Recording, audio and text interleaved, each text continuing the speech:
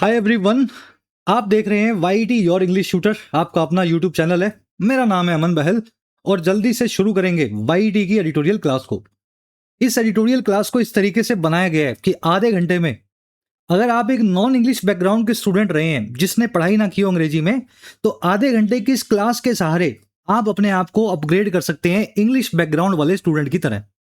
फिर चाहे आपको कोई एग्जाम देना हो जहां पे वोकैबुलरी आती हो, ग्रामर आती हो, रीडिंग आती हो, या फिर आपको रूटीन लाइफ में लिखना सीखना हो, बोलना सीखना हो, हर चीज को, हर एस्पेक्ट को इस क्लास में हम कवर करने की कोशिश करते हैं। तो चलिए बिना देरी के शुरू करेंगे। जो स्टूडेंट्स चैनल पे नए आए हैं जरूर से एक लाइक और एक शेयर देना, चैनल को कर लेना सब्सक्राइब। शाम को इसी वक्त आपको बिल्कुल बेसिक से क्लासेस रोज मिलती हैं।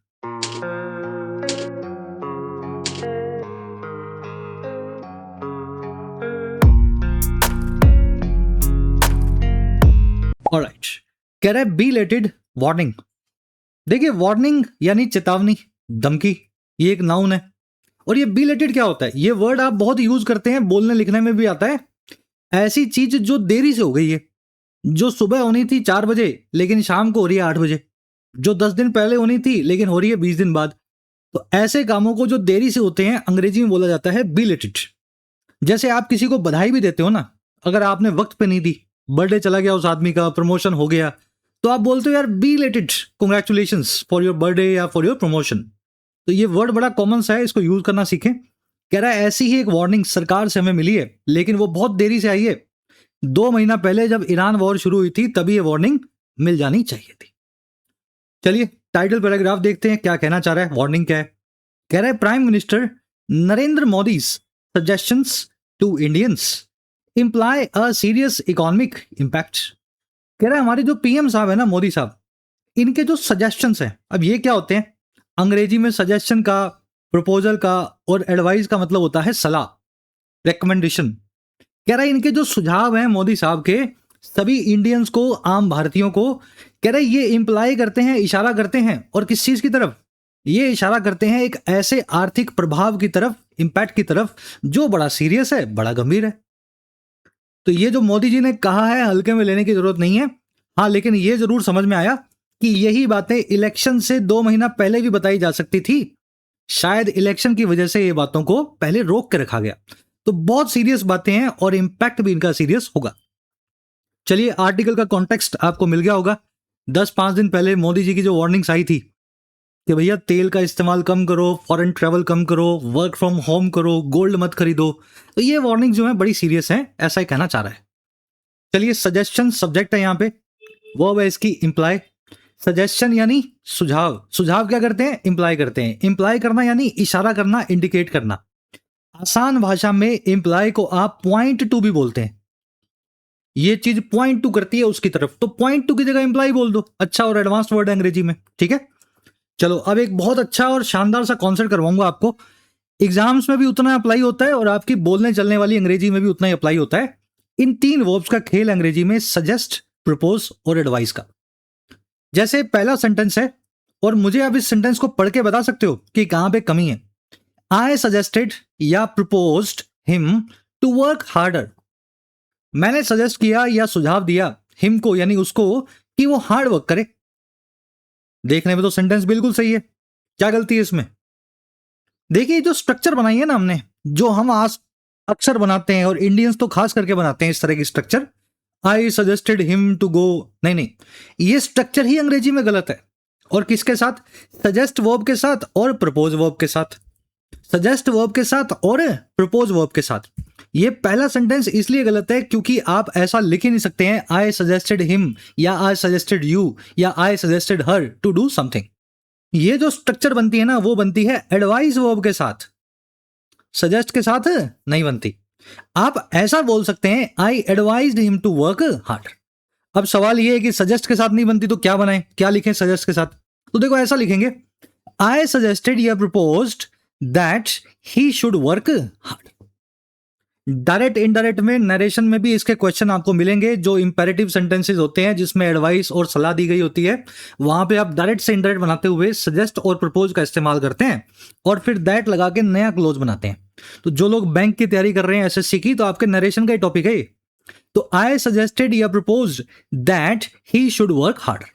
तो ये शुड प्लस में वर्ब की बेस फॉर्म नया क्लोज बना करके सजेस्ट और प्रपोज के साथ में इस्तेमाल करें, यही पूरा जो है कॉन्सेप्ट है।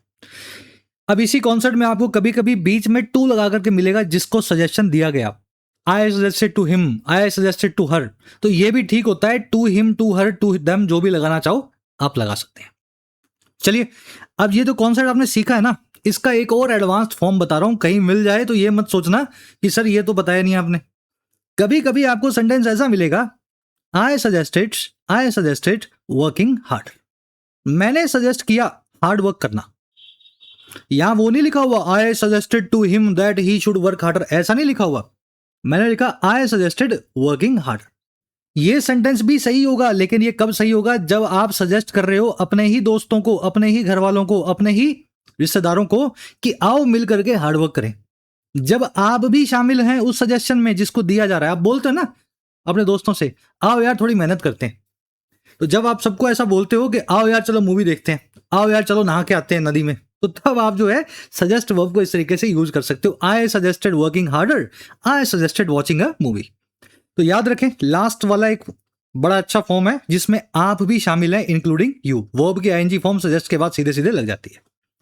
चलिए, कॉन्सेप्ट बहुत प्यारा है, इसको एक बार रिवाइज कर लेना, नोट्स आपको मिल जाएंगे कमेंट सेक्शन में। लास्ट में क्विज में भी इस पे मैंने कुछ क्वेश्चंस बना करके आपसे शेयर किए हैं, क्लास के लास्ट में बताता हूं। चलिए अब जल्दी से आगे बढ़े। इस आर्टिकल की मैं आपको वोकैब दिखाता हूं, 5 वर्ड्स हैं, 6 वर्ड्स हमारे पास, शुरू में एक साथ देख लो ताकि बीच में जब ये भारी भरकम वर्ड आए एग्जॉर्टेशन जैसे, तो आपको बीच में रुक करके इनका मीनिंग ना देखना पड़े। देखिए, इस हाल के दौर में एक अजीब सा स्ट्रेस, एक प्रेशर आप फील कर रहे होंगे, पर्सनली मैं तो कर रहा हूं जब मैं पढ़ता हूं इस तरह की हेडलाइंस कि एआई की वजह से जॉब्स जाने वाली हैं, महंगाई आने वाली है वॉर्स की वजह से, या फिर एग्जाम्स के अंदर 50 लाख लोग बैठेंगे 1200 भर्तियों के लिए। तो ये अनएम्प्लॉयमेंट, ये महंगाई, ये सब चीजें जो घबराहट आपको देती हैं, याद रखें हर जनरेशन ने इनको फेस किया है किसी ना किसी फॉर्म में, और इनसे निकला वो है जिसने अपने आप में इन्वेस्ट किया है, अपनी स्किल्स में, अपनी नॉलेज में।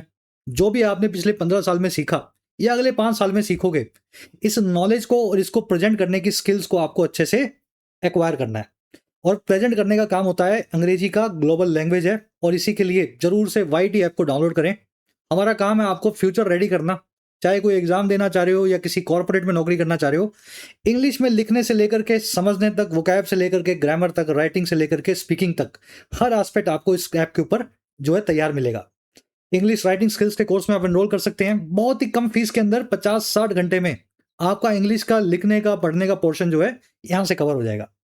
एग्जाम देना चाह रहे हैं तो इस साल अंग्रेजी आपका सबसे स्ट्रॉन्गेस्ट सब्जेक्ट हो, मैथ से भी ज्यादा, रीजनिंग से भी ज्यादा, तो grammar, vocab, reading, previous year papers, सब के सब आपको इस अनलॉक कोर्स के अंदर कवर्ड मिलेंगे। You can take benefit of this course as well.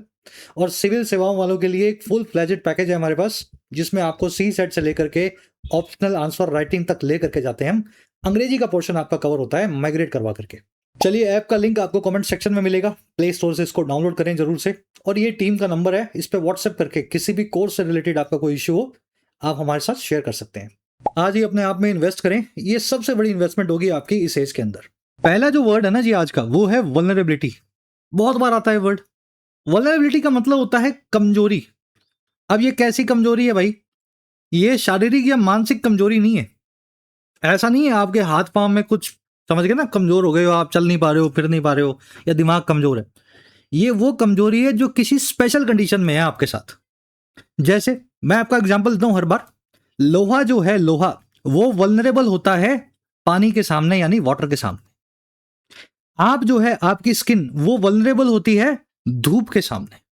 समझ पा रहे हो? धूप में स्किन जल जाएगी, पानी में, लोहे में जंग लग जाएगी।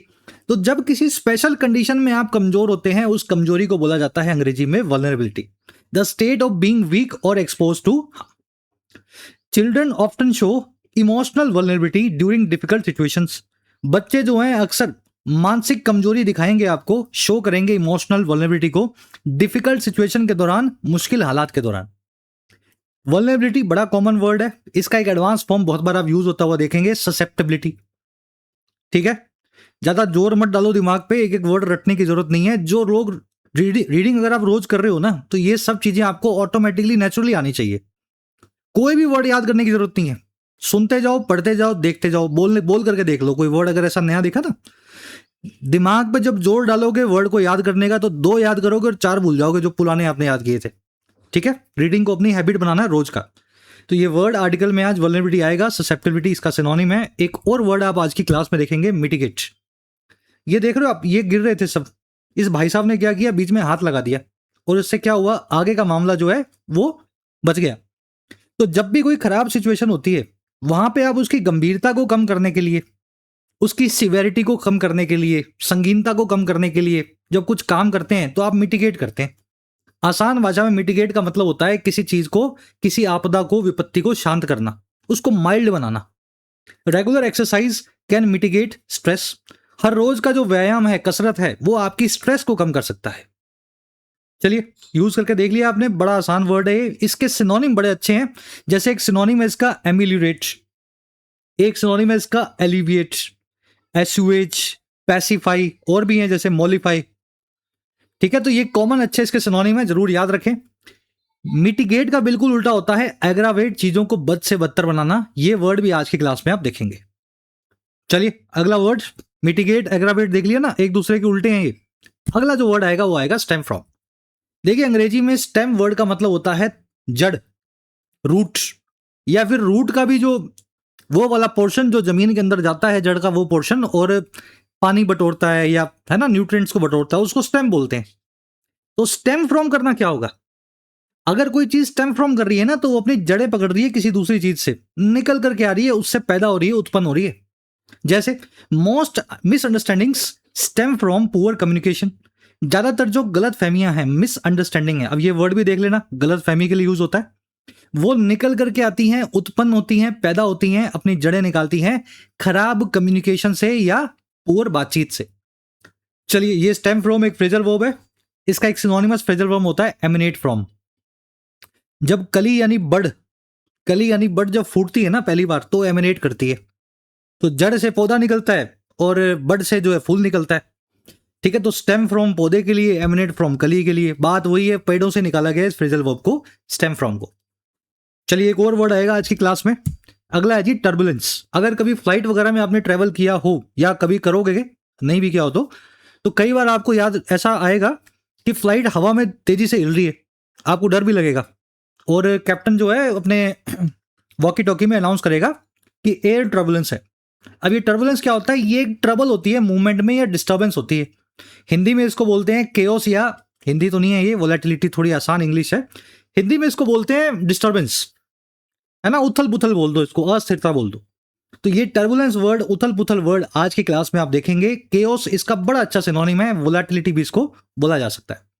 The company went through a period of turbulence after the sudden changes. Company जो है वेंट थ्रू हो गई यानी जा गुजरी, और किससे, एक पीरियड से, एक दौर से जो था उथल पुथल का, सडन चेंजेस के बाद, अचानक से आए हुए बदलावों के बाद। तो चलिए टर्बुलेंस बड़ा कॉमन सा word, you will see this word. एक और वर्ड आज देखेंगे, एग्जॉर्टेशन। देखिए अंग्रेजी में एक वर्ड होता है एग्जॉर्ट। एग्जॉर्ट का मतलब होता है किसी आदमी को मनाना, धमकाना, प्यार से, गुस्से से, डर से, एडवाइस से, ब्लैकमेल करके, इमोशनल करके, कि आप उससे अपना काम करवा लो, चाहे आप उसको कैसे भी मनाओ, डरा दो बच्चे को, है ना, या बड़ा हो तो उसको मना लो।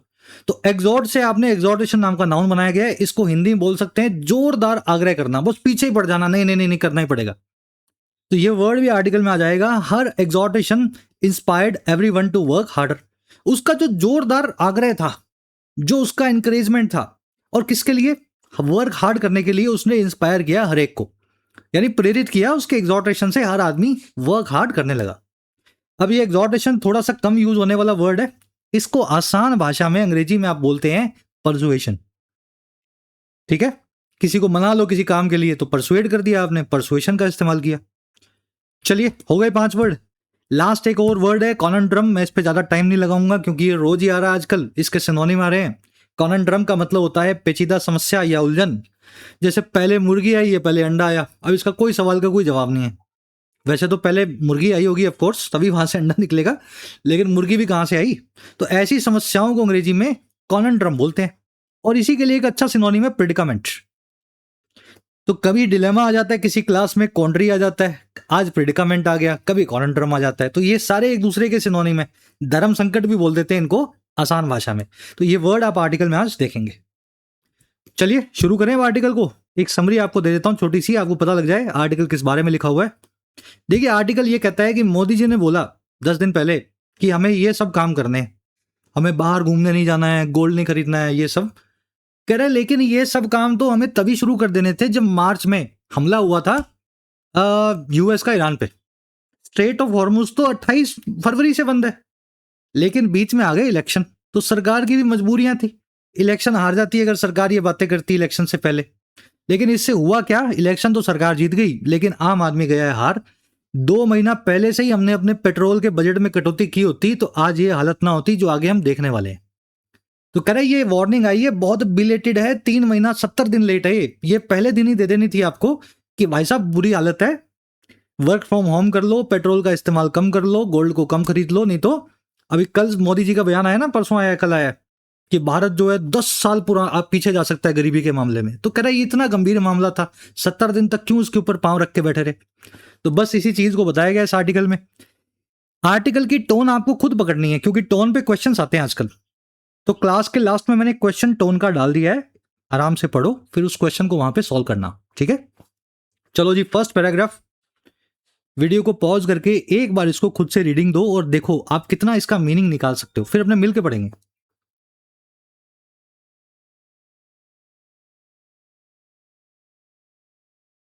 चलिए, कह रहा है जी prime minister Narendra Modi 7-point exhortation to Indians underscores the gravity of the West Asia crisis। कह रहे मोदी साहब का जो 7 पॉइंट का एग्जॉर्टेशन है, अब याद आ गया एग्जॉर्टेशन वर्ड, जब आप परसुएड करते हो, मनाते हो, डरावे से, धमकावे से, प्यार से, गुस्से से। कह रहे हैं इन्होंने 7 पॉइंट का जो मनावा दिया है ना हमारे सामने, मन्नतें रखी हैं, और ये किसके सामने रखी हैं, सभी भारतीयों के सामने रखी हैं कि क्या क्या हमें करना है। कह रहा है ये एग्जॉर्टेशन जो है अंडरस्कोर करता है, अंडरस्कोर करना यानी प्रकाश डालना, रोशनी डालना, हाईलाइट करना, फोकस देना। तो ये फोकस करता है ग्रेविटी पे या संगीनता पे वेस्ट एशिया में चल रहे इस क्राइसिस की। कह रहा है जी ऑल्दो, हालांकि, although it's timing and content render it politically and economically problematic. कह रहा है हालांकि ये भी है कि इसकी जो टाइमिंग है और जो इसके कंटेंट है, कंटेंट का मतलब इस पूरे एग्जॉर्टेशन में क्या क्या शामिल था, टाइमिंग मतलब ये कब दिया गया। कह रहे ये दोनों चीजें जो है ना ये रेंडर कर देती हैं, बना देती हैं इस पूरे 7 मुद्दे के एग्जॉर्टेशन को सियासी तौर पे और आर्थिक तौर पे प्रॉब्लम से भरा हुआ, समस्याओं से घिरा हुआ। तो ये है पूरा सेंटेंस। पीएम मोदी का जो एग्जॉर्टेशन है ये सब्जेक्ट नंबर 1 है, इसकी वर्ब है जी अंडरस्कोर्स। एग्जॉर्टेशन क्या करता है, हाईलाइट करता है, फोकस करता है ग्रेविटी पे। ग्रेविटी का मतलब आपको पता है गुरुत्वाकर्षण होता है, लेकिन ग्रेविटी ये वर्ड अंग्रेजी में एक और मीनिंग भी रखता है, संगीनता के लिए, सीरियसनेस के लिए भी इसका इस्तेमाल होगा। ग्रेविटी क्या होती है, आप कहीं ऊपर से कुछ गिराओ नीचे गिरेगा करके, गुरुत्वाकर्षण है। लेकिन ठीक है ना, सीरियसनेस को भी अंग्रेजी में ग्रेविटी बोलते हैं। तो exhortation underscores gravity, timing and content render it politically problematic. तो टाइमिंग और कंटेंट की वर्ब है रेंडर। अब आपके लिए 2-3 नई चीजें आई हैं इसमें, जैसे एक वर्ब आई है रेंडर। ये क्या होता है, पहली बार सुन रहे हो ना। देखो इस वर्ड के 2 मीनिंग है। पहला मीनिंग है किसी को कुछ आधिकारिक तौर पे या औपचारिक तौर पे देना, जैसे the court rendered its judgment, court ने दे दिया अपने फैसले को, अपनी जजमेंट को। तो यहां पे रेंडर क्या काम कर रहा है, गिव वर्ब का काम कर रहा है। अब क्यों कर रहा है, गिव क्यों नहीं लिखा हुआ। आप हिंदी में नहीं बोलते हो देना, प्रदान करना, तो आप ऐसा क्यों बोलते हो प्रदान करना, देना ही लिख दो। भाई हम हिंदी में भी अलग अलग वर्ड यूज करते हैं ना, प्रदान करना का कहीं अलग और यूज होता है औपचारिक तौर पे, और देना हम घर में बोल देते हैं। तो अंग्रेजों ने भी अलग अलग बना रखे हैं। जब इनको वैसे बोलना होता है कैजुअली तो गिव बोल देते हैं, औपचारिक तौर पे रेंडर बोल देते हैं। तो कोर्ट रेंडर्ड इट्स जजमेंट, देने के लिए वर्ड यूज हो रहा है। दूसरा मीनिंग देखो, किसी चीज को दूसरी चीज में बदल देना। हर एडवाइस रेंडर्ड मी हेल्पलेस, उसकी एडवाइस ने मुझे हेल्पलेस बना दिया या फिर मजबूर बना दिया। मतलब इतनी खराब एडवाइस दी उसने, इतनी खराब सलाह दी कि मेरी हालत खराब हो गई। हर advice rendered me helpless. The accident rendered her, the accident rendered her disabled, accident ने उसको अपाहिज यानी डिसेबल्ड बना दिया। तो बना देना किसी को, रेंडर वर्ड का दूसरा मीनिंग है। तो बड़ा ही कॉमन, और बड़ा कॉमन तो क्या बोलूं मैं, अच्छा वर्ड है ये, इसको यूज करना सीखें। यहां पे रेंडर जो है मेक वर्ब का काम कर रहा है बजाय कि गिव वर्ब के। चलिए बढ़े आगे, आ जाओ नेक्स्ट पैराग्राफ। हर पैराग्राफ की रीडिंग पहले खुद से लेनी है, फिर साथ में मिलके पढ़ेंगे।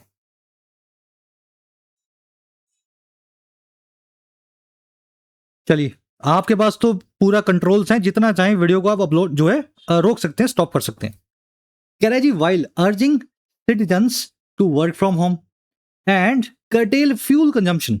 The Prime Minister delivered this message only after extensive election campaigning involving nationwide travel and road shows. कह रहा है जी, अर्ज करते हुए या अर्जी देते हुए या रिक्वेस्ट करते हुए, अंग्रेजी में अर्ज करना यानी किसी से अपील करना। कह रहा है जी, ये काम करते हुए नागरिकों को, इंडियंस को, कि वो घर से ही काम करें और कर्टेल करें यानी काट छांट करके छोटा कर दें, कर्टेल कर दें अपने तेल के कंजम्पशन को या उपयोग को। कह रहा है जी, ऐसा करते हुए ना इस काम को हमारे मोदी साहब ने ना डिलीवर किया या फिर दे दिया यही मैसेज, यही संदेशा। और कब दिया? ये दिया जी महज इस चीज के बाद, ओनली आफ्टर। और किस चीज के बाद? बड़े स्केल पे यानी एक्सटेंसिव लेवल पे इलेक्शन के कैंपेनिंग के बाद या फिर चुनावी अभियानों के बाद। और ये वो कैंपेन थे जो इन्वॉल्व करते थे पूरे देश में मोदी जी और इनकी टीम के ट्रैवल को और इनकी जगह जगह पे रोड शोज को। तो 2 महीने इन्होंने खूब कैंपेनिंग की। इलेक्शन था तो जीतना ही था, उसके लिए कैंपेनिंग करना ही था, विच इज नॉट रॉन्ग, है ना। लेकिन ये कैंपेनिंग के टाइम ये सब कुछ नहीं बताया हमें। इलेक्शन पूरा हो गया, कैंपेनिंग खत्म हो गई, जीत गए, उसके बाद बोल रहे हैं कि अब वर्क फ्रॉम होम करो, पेट्रोल का इस्तेमाल मत करो। कह रहा है जी, और ये सारा काम कैसे हुआ? कह रहा है डिस्पाइट ये हुआ prior governmental reassurances that the situation was under control. ये सारा काम हुआ पहले से मिली हुई सरकार की रीअश्योरेंसेस के बावजूद। डिस्पाइट का मतलब होता है बावजूद। कह रहा है पहले से मिली हुई सरकार की भरोसे या आश्वासनों के बावजूद, दैट वो ये कि सिचुएशन जो है अंडर कंट्रोल थी, मामला उनके बिल्कुल जो है हाथ के अंदर था। तो पहले ऐसी गारंटीज दी इन्होंने कि सब कुछ ठीक है, ट्रैवल करेंगे, चुनाव लड़ेंगे, रोड शो करेंगे। फिर जब सब हो गया उसके बाद इन्होंने अर्ज करते हुए सिटीजन्स को बोला कि अब पेट्रोल का इस्तेमाल नहीं करना। सेंटेंस समझ पाए आप? सेंटेंस इतना ही है, the prime minister deliver this message.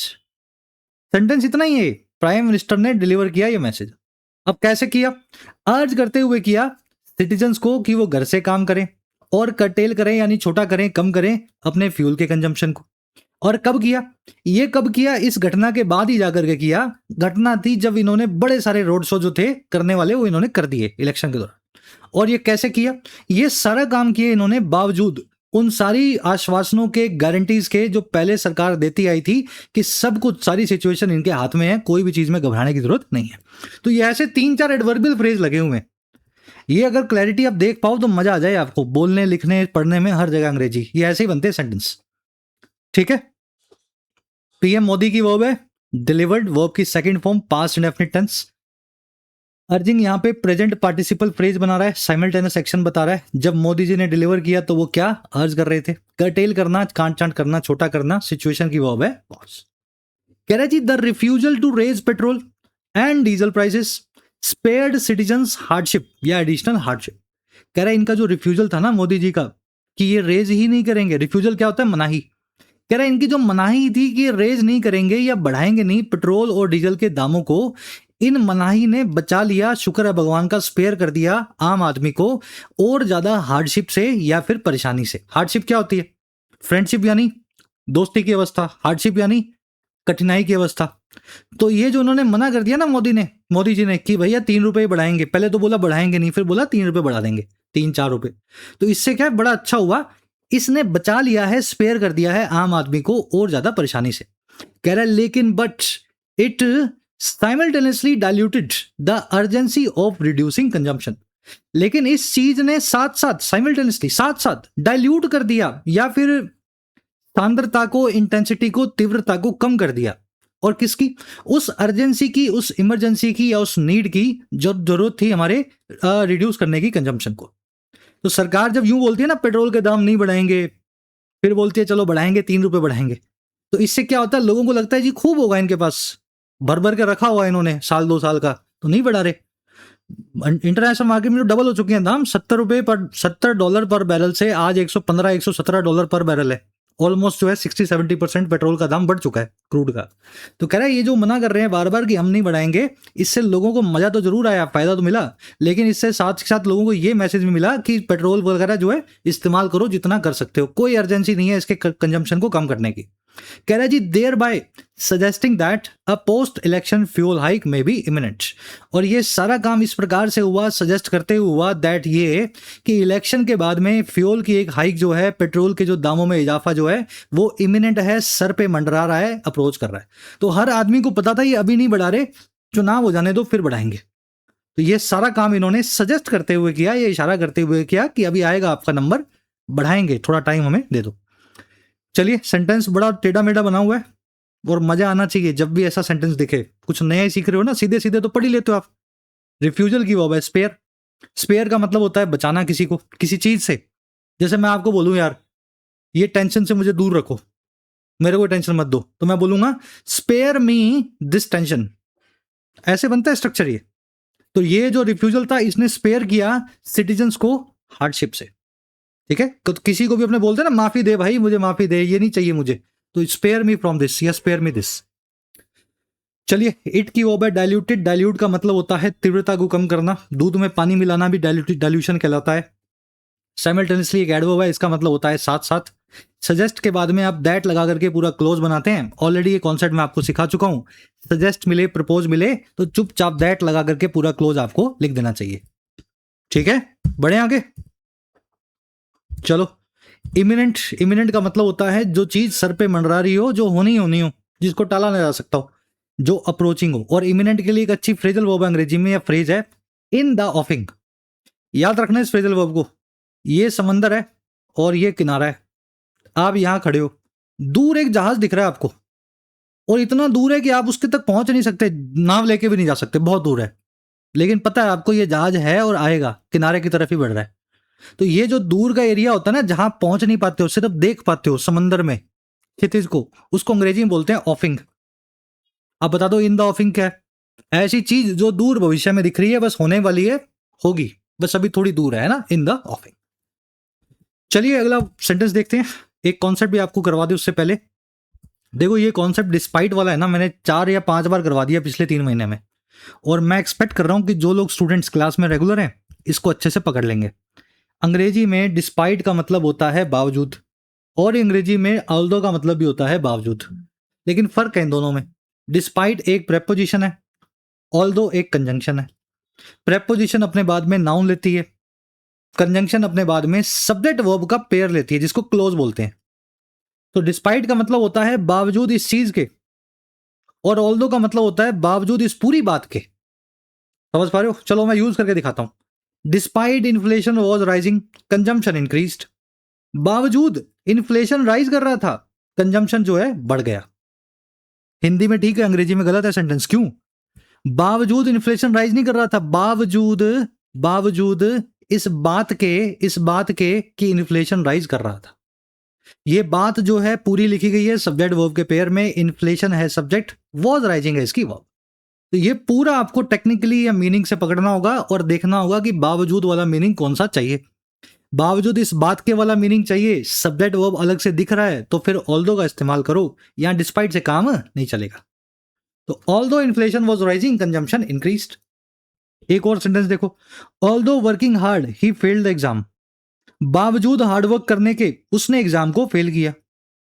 बावजूद किसके? बावजूद हार्डवर्क के। बावजूद इस बात के नहीं कि उसने हार्डवर्क किया, नहीं नहीं, बावजूद हार्डवर्क करने के, बावजूद इस बात के उसने एग्जाम को फेल किया। तो यहां पे बावजूद वाला मीनिंग आ रहा है, लेकिन सब्जेक्ट वर्ब का कोई पेयर नहीं है। देखो ध्यान से, कोई वर्ब कोई सब्जेक्ट अलग अलग नहीं है। वर्किंग यहाँ पे वर्ब की आईएनजी फॉर्म जीरेंड है जो कि नाउन का काम करती है। ऑल्दो यहाँ पे एक प्रेपोजिशन बनेगी, यहां पे आप लिखोगे डिस्पाइट। तो ये आपको दोनों ही तरीके से पकड़ में आना चाहिए, मीनिंग भी और टेक्निकल भी। ठीक है, चलो अब इस कॉन्सेप्ट को अगर आपने समझ लिया है तो लास्ट वाला पोर्शन अब आपको समझ में आएगा जो समझाना चाह रहा हूं मैं। अगर डिस्पाइट लिखा हो और उसको ऑल्दो में कन्वर्ट करना पड़े, तो ऑल्दो में कन्वर्ट किए बिना भी कभी कभी काम चल जाता है। और कब चलता है? आप लिख दें डिस्पाइट द फैक्ट दैट। समझ गए? यानी ऑल्दो और डिस्पाइट द फैक्ट, ऑल्दो और डिस्पाइट द फैक्ट एक ही बात है। मतलब ए इज इक्वल टू बी, और B इज इक्वल टू सी है तो A इज इक्वल टू सी हो गया ना।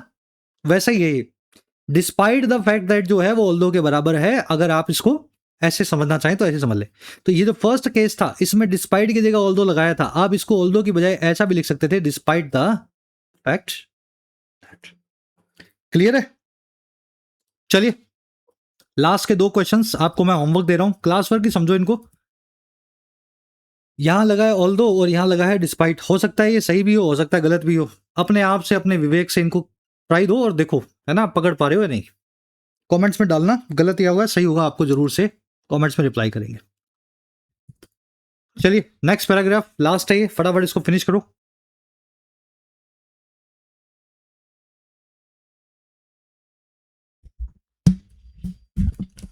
कह रहा है जी the synchronised messaging from the Confederation of Indian Industry and top executives further indicates a dire economic predicament. कह रहे फिर जो सिंक्रोनाइज्ड मैसेजिंग है, अब ये सिंक्रोनाइज क्या होता है? देखिए अंग्रेजी में क्रोन वर्ड का मतलब होता है टाइम, सिंक का मतलब होता है साथ, आइज लगा करके वर्ब की थर्ड फॉर्म बनाई गई है एडजेक्टिव। कह रहा है जी साथ साथ में जो होने वाला जो मैसेजिंग आया है बिल्कुल उसी वक्त, इधर मोदी जी ने बोला उधर जो है महिंद्रा जी बोल रहे हैं ना, आनंद महिंद्रा जी। कह रहा है ये जो और किससे आया? कन्फेडरेशन ऑफ टॉप जो है इंडियन इंडस्ट्री की पूरी कन्फेडरेशन से, कन्फेडरेशन यानी ग्रुप होता है, और जो टॉप एग्जीक्यूटिव्स हैं बड़े बड़े जो बिजनेस लीडर्स हैं। कह रहा है ये जो साथ में मैसेज आया ना इनका मोदी जी के बिल्कुल बाद में, कह रहा है ये और आगे इंडिकेट करता है, इशारा करके दिखाता है ऐसे आर्थिक धर्म संकट को, प्रेडिकामेंट को, या फिर कॉन्ट्रम को जो डायर है, जो खतरों से भरा हुआ है, जो बहुत ज्यादा स्ट्रेसफुल है। डायर का मतलब ये होता है जहां पे आपको समझना है क्या हो, अनिश्चितता बहुत हो, खतरे बहुत हो। तो मोदी जी के साथ में बड़े बड़े लीडर्स का ये मैसेज आना भी बताता है कि खतरा बहुत ज्यादा है। कह रहा है several suggestions could also aggravate existing vulnerabilities rather than mitigate them. कह रहा है बहुत सारे सजेशंस भी आए हैं, कह रहे ये सजेशन जो है और ज्यादा एग्रावेट करेंगे और खराब बनाएंगे। अब याद होगा आपको एक वर्ड पहले करवाया था, मिटिगेट। मिटिगेट करना यानी चीजों को नरम बनाना, एग्रावेट करना यानी और खराब बनाना, उल्टा है। बहुत सारे जो सजेशन आए हैं ना सरकार के, ये भी खराब करते हैं हमारी हाल की कमजोरियों को, वल्नरेबिलिटीज को, बजाय उनको मिटिगेट करने के या फिर उनपे मलहम लगाने के। कौन कौन से सजेशन है? Mister Modi's appeal to farmers to abandon chemical fertilisers may depress crop output. कह रहे फिर मोदी साहब की जो अपील आई है ना फार्मर्स के लिए कि वो अबैंडन कर दें यानी छोड़ दें केमिकल फर्टिलाइजर्स को, सिंथेटिक फर्टिलाइजर्स को। कह रहे ये जो अपील है ये डिप्रेस भी कर सकती है या कम भी कर सकती है दबा के क्रॉप आउटपुट को या फसलों के आउटपुट को। और कब? When El Nino is already threatening agriculture, जब ये अल नीनो नाम की कंडीशन पहले से ही थ्रेटन कर रही है इस साल हमारी कृषि को, खेती को, एग्रीकल्चर को। अल नीनो आपको पता होगा। कह रहा है जी while high frequency indicators reveal mounting economic damage from the West Asia crisis, जबकि जो हाई फ्रीक्वेंसी इकोनॉमिक इंडिकेटर्स हैं ये कौन से होते हैं भाई? हाई फ्रीक्वेंसी यानी जो फ्रीक्वेंसी जिनकी बहुत ज्यादा हो, ऐसे इंडिकेटर्स जो सुबह शाम आते हो, हर हफ्ते आते हो, हर महीने आते हो, साल साल जिनका वेट ना करना पड़े। तो कह रहा है ऐसे जो आर्थिक डेटा हैं, इंडिकेटर्स हैं, वो तो ये भी रिवील करते हैं कि माउंट होता हुआ, बढ़ता हुआ, पहाड़ जैसा, माउंटेन जैसा इकोनॉमिक डैमेज भी हो रहा है हमें वेस्ट एशिया में इस पूरे क्राइसिस की वजह से। तो ऑलरेडी हम परेशानी में हैं, ऊपर से मोदी जी बोल रहे हैं कि केमिकल फर्टिलाइजर मत यूज करो। क्यों मत यूज करो? क्योंकि फर्टिलाइजर आया ही नहीं पीछे से, तो पहले इन्होंने तैयार कर दिया लोगों को कि भैया मई में आपको देना है, जून में तो हमारे पास तो है नहीं। तो कह रहा है इससे क्या होगा? इससे क्रॉप आउटपुट कम हो जाएगा, बिना फर्टिलाइजर के फसलें उगती नहीं है, और इस साल अल नीनो भी आने वाला है। चलिए सजेशंस की वो है कुड एग्रावेट वर्नेबिलिटी यानी कमजोरी, ससेप्टेबिलिटी, मिटिगेट करना, पेसिफाई करना, मॉडिफाई करना, एस्यूएज करना, एमिलियोरेट करना, चीजों को बद से बदतर या खराब से खराब बनाना। मिस्टर मोदी की अपील की वर्ब है मे डिप्रेस, डिप्रेस करना यानी किसी चीज को दबा देना, कम कर देना। अल नीनो की वर्ब है इज थ्रेटनिंग, इंडिकेटर्स की वर्ब है रिवील। ये सब्जेक्ट वर्ब जरूर मिला लेना है, चाहे कितना भी बड़ा सेंटेंस हो, ये मिलाने के बाद उसके टुकड़े हो जाते हैं, सारे टुकड़े जोड़ दो। माउंटिंग मतलब जो माउंटेन जैसा, पहाड़ जैसा बढ़ता हुआ कोई चीज हो। माउंटिंग का मतलब होता है इंक्रीजिंग, आसान भाषा में ग्रोइंग। चलिए अब यहां मिलेंगे सजेशंस, कंक्लूड करेगा आर्टिकल को ये, फटाफट से इसको देख लो। कह रहा है जी while discouraging foreign travel may conserve foreign exchange, RBI data already show declining overseas spending by Indians. कह रहे जहां डिस्करेज करना या हतोत्साहित करना, किसी चीज को प्रमोट करना यानी आगे बढ़ाना, डिस्करेज करना यानी पीछे लाना, किसी चीज के लिए मना करना। कह रहा है जो हौसला तोड़ने का काम है फॉरेन ट्रेवल को लेकर के, ये काम जो है कंजर्व कर सकता है, बचा सकता है, सुरक्षित कर सकता है, हमारे फॉरेन एक्सचेंज को, जो डॉलर हमारे पास जमा है उसको रोक सकता है। कह रहा है वहीं पे दिक्कत ये है कि आरबीआई का डेटा जो है ना, वो पहले से हमें दिखा रहा है कि डिक्लाइन हो रहा है ओवरसीज में स्पेंडिंग या विदेशों में जाके होने वाला खर्चा इंडियंस के द्वारा। ऑलरेडी इतना वॉर चल रही है, कौन जाएगा दुबई? अब पूरा वेस्ट एशिया तो आप जा ही नहीं सकते। तो डेटा तो हमें पहले ही बता रहा है कि इंडियन जा ही नहीं रहे हैं बाहर, तो अब आप किसको मना कर रहे हो बाहर जाने से? कोई जाने को रेडी नहीं है, कहने का मतलब ये। कह रहा है जी ये सब हो रहा है even as the principal strain on the rupee stems from foreign institutional outflows and RBI intervention to stabilise the currency. कह रहा है ये तब हो रहा है वहीं जब दूसरी तरफ जो मेन यानी प्रिंसिपल तनाव है, स्ट्रेन है रुपए पे, हमारी मुद्रा पे, ये स्टेम फ्रॉम करता है, ये निकल करके आता है, पैदा होता है बाहर के विदेशी निवेशकों के पैसे निकाल लेने से, फॉरेन इंस्टीट्यूशनल आउटफ्लोज से, और आरबीआई की इंटरवेंशन की वजह से या दखल अंदाजी की वजह से जो आरबीआई करेंसी को स्टेबलाइज करने के लिए कर रहा है। तो ये सारा जो मामला खराब हो रहा है, रुपया जो है $96 डॉलर चला गया आज, ये इस वजह से नहीं हो रहा है क्योंकि इंडियंस बाहर जा रहे हैं या गोल्ड बहुत खरीद रहे हैं। ये इस वजह से हो रहा है क्योंकि बाहर के लोग जो हैं वो रुपया बेच के अपना डॉलर बाहर ले जा रहे हैं इंडिया से। जो बाहर का आदमी था जिसने पैसा लगाया था हमारे यहाँ की टीसीएस में, इन्फोसिस में, तो उसको लग रहा है कि यार यहाँ तो इनके पास एआई में कुछ है ही नहीं, क्यों इनकी इन्फोसिस में लगाऊं? तो वो रुपया हमें दे जाता है, डॉलर वापस ले जाता है, इसलिए रुपये की सप्लाई बढ़ रही है और रुपया तनाव में आ रहा है। और आरबीआई क्या करता है, आरबीआई हमारा जो डॉलर रखा हुआ है रिजर्व में उसको वापस बेच बेच के रुपया फिर से बाहर निकालता है। आरबीआई जो उल्टा काम कर रहा है ताकि करेंसी स्टेबलाइज रहे, तो इस वजह से सारा स्ट्रेन पड़ा हुआ है। चलिए स्ट्रेन की वो स्टेम फ्रॉम करना, निकल करके आना, प्रिंसिपल यानी मेन, बाकी सब आपने देख लिया। कंजर्व करना यानी चीजों को सुरक्षित करना, बचाना। पैसा आपके पास कम है, पानी आपके पास कम है, तो आप पानी कम यूज करते हो ना, पैसा कम यूज करते हो, तो जो चीज कम होती है उसको आप कंजर्व करते हैं, प्रिजर्व करते हैं। कह रहे हैं अपील्स टू बाय लोकल और avoid gold purchases appear similarly impractical, collectively signalling severe economic turbulence ahead. कह रहे फिर जो अपील्स हैं कि हम लोकल बाय करें और गोल्ड की परचेज को अवॉइड करें, ये अपील्स भी दिखाई देती हैं इसी प्रकार से अव्यवहारिक। लोकल कैसे बाय करोगे? लोकल फोन बताओ, भारत में कौन सा फोन बनता है? आप बोलोगे सर आईफोन, अरे आईफोन अमेरिकन कंपनी भारत में आके बनाती है तो वो अमेरिकन ही। लोकल कोई फोन बनता ही नहीं है भारत में, टेक्नोलॉजी कुछ लैपटॉप बनता ही नहीं है भारत में, कहां से आप लाओगे? तो ये जो अपील्स है ना कि हर चीज लोकल बाय कर लो और गोल्ड मत खरीदो, गोल्ड तब खरीदता आदमी जब उसको डर लगता है कि मेरा सब कुछ बाजारों में जो लगा हुआ है वो खत्म ना हो जाए। तो ये अपील्स भी ऐसे वक्त में बहुत इम्प्रैक्टिकल या अव्यवहारिक हैं और ये मिली जुली होकर के कलेक्टिवली सिग्नल करती हैं कि आगे आर्थिक टर्बुलेंस यानी तूफान या उथल पुथल बहुत ज्यादा है, अहेड है, खड़ी है। चलिए अपील्स की वो है अपीयर, बाकी सब आपने देख लिया। टर्बुलेंस का मतलब होता है एनार्की, इंस्टेबिलिटी, है ना, अराजकता बोल दो या अपहीवल बोल दो, उथल पुथल। रैप अप करेंगे क्लास को। पढ़ने में थोड़ा मुश्किल लगा होगा, इसका ओरिजिनल आर्टिकल अगर आप पढ़ेंगे सैटरडे को, बहुत आसान था पढ़ने में, मैं उसको थोड़ा मुश्किल बना देता हूं ताकि आप और नया सीखें। फर्स्ट क्वेश्चन है अपना आज का कि इस आर्टिकल की टोन आपको क्या लग रही है? 4 ऑप्शंस दे रहा हूं आपको, सेलिब्रेटरी है, डिटैच्ड है, एनालिटिकल है या न्यूट्रल है।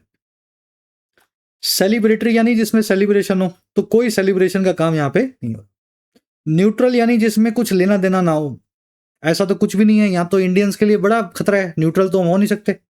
डिटैच भी वही होता है जो सानू की वाला एटीट्यूड नहीं होता, बड़े घटे घटे बड़े बड़े तेल मिले मिले ना मिले ना मिले, तो ना डिटैच्ड फिर भी ऑप्टिमिस्टिक, ऐसा भी कोई टोन नहीं है। ये टोन है एनालिटिकल, ये एनालाइज कर रहा है और एप्रीहेंसिव है, चिंतित है, एनालिसिस को देख करके चिंतित है कि आगे शायद कुछ ऐसा है जो सरकार को पहले बता देना चाहिए था। ये ऐसे टोन पकड़ेंगे आप। फर्स्ट का आंसर है बी। अब ये क्वेश्चन अटेम्प्ट करते जाओ मेरे साथ।